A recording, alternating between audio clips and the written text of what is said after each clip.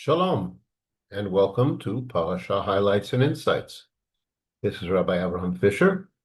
This week, we begin the fifth of the five books of the Torah, the book of Devarim, and thus the Parsha is also called Devarim.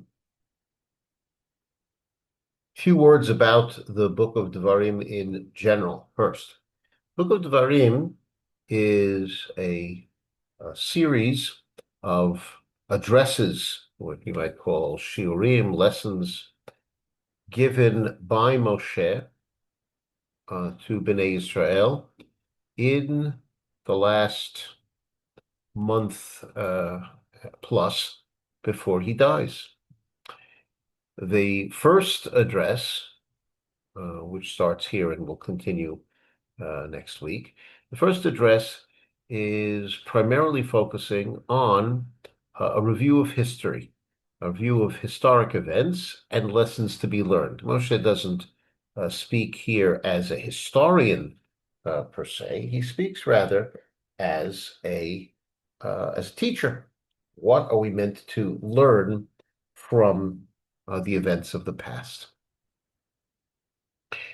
He starts with an introduction that this is when Moshe spoke to Bnei Israel. It actually says when he began speaking, Rosh Chodesh of the 11th month, which is the month of Shavat. We know through tradition that Moshe dies in the next month, the seventh day of Adar, so it's 1 month plus another week before he dies. And we're also told that Moshe is alluding to a number of past events that deserve admonition, but he talks about them only through hinting at them.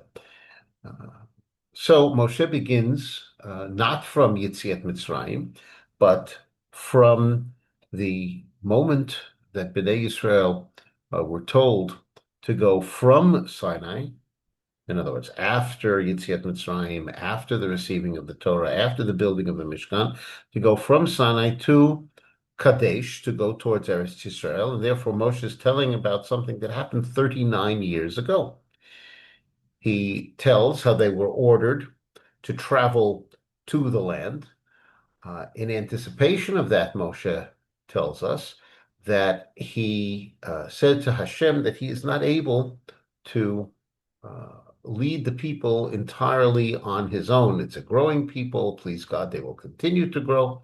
So he asks for assistance, and it's at this point that we learn about the other leaders in the form of judges that they are that are supposed to help Moshe in his leadership. By the way, in the context of this part of the parasha, Moshe says, "How?" He uses the word "echa." How will I be able, all by myself, to lead this people to deal with your troubles and your complaints? And he uses the word "echa," which reverberates throughout this week because it's also in the Haftarah and it's also in the book of Eicha that we read on Tisha B'Av. His tone is one of wonder. Oh, it's a wonderful people, but how can I possibly lead them all on my own? In any event, it's because of this, or this is one of the reasons why this parasha, the beginning of Sefer Devarim, is always read on the Shabbat before Tisha B'Av. There's another reason, which we'll come to soon enough. Then Moshe says that the people also asked for spies to check out the land. They come back, and the people are disheartened by the report. They don't want to go up to the land, and they rebel despite warnings, and therefore there was a decree 39 years ago that the entire generation, actually including Moshe, would die out in the wilderness. So Moshe is starting with the part of the story to learn from the past that when you rebel against Hashem, there is punishment. And it also explains why they are why they are where they are. Namely, they've been in the wilderness for coming up on 40 years. Even after the decree, there were people who attempted to ascend to the land, but they were rebuffed, and therefore they had to turn around and travel around Mount Seir.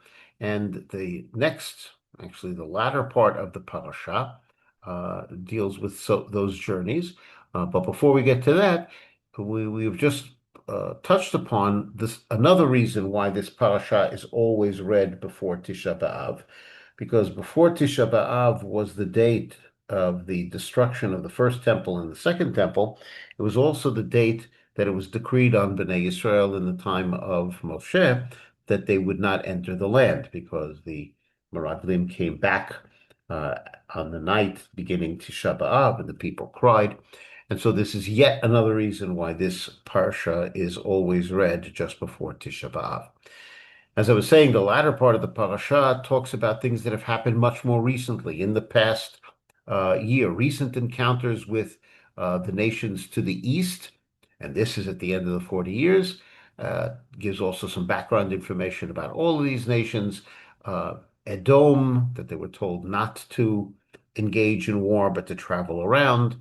Uh, the two nations that come from Lot, Moab and Ammon, and how they dealt with them, and also Sichon and Og and Gilad, the from the Amorim, the Amorites, and how victories were gained against them, and territory was taken, and that territory was the territory that was desired by Gad and Ruvain.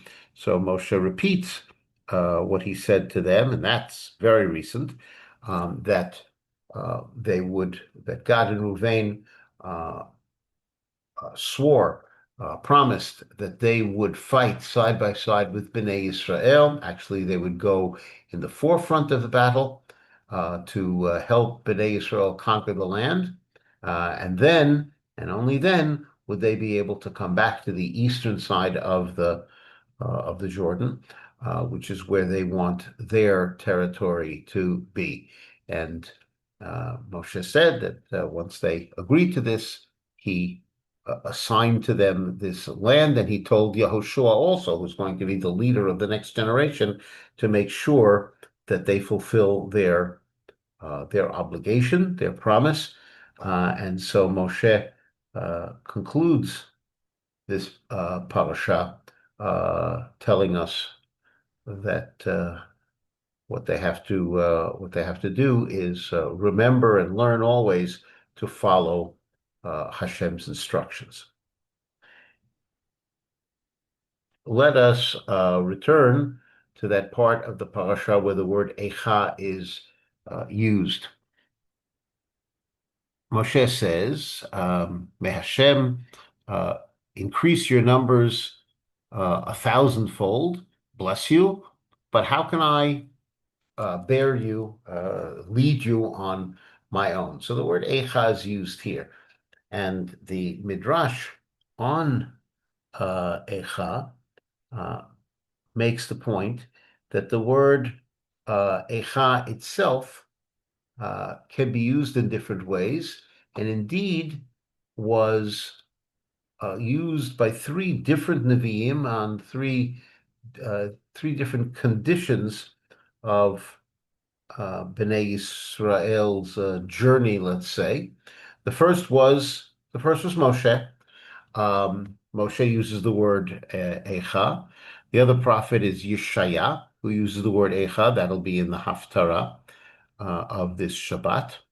And the third is Yirmiyahu, who wrote the book of Echa and uses the word Echa multiple times at the beginning and also later on. The Midrash compares this use of Echa by three different prophets to a situation of a prominent woman, a matrona, a noble woman, who went through different phases in her life, and at each different phases, she had different friends, different attendants. And they said the same word, Echa, but they said it with a different tone, with a different attitude. when she was in a state of tranquility. So the one friend said, How is it possible that you could accomplish so much?"